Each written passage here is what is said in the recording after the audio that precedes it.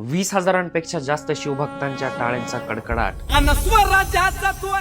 अंगावर शहारे आणणारा लोककलेचा नाद आणि आख्यानाचा थाट शिवजन्मभूमी. सोहळा मराठी मातीचा सण ह्यो आला रे. शिवजन्मभूमी अर्थात जुन्नर मध्ये आज इतिहास पुन्हा जिवंत झाला.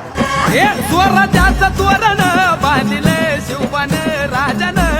आजपर्यंतची रेकॉर्ड ब्रेक गर्दी, हजारोंच्या संख्येने लहान मुलांपासून ते आजी आजोबांपर्यंत सर्वांनी आपल्या या मराठी संस्कृतीचा मनसोक्त आनंद घेतला. शिवबाराज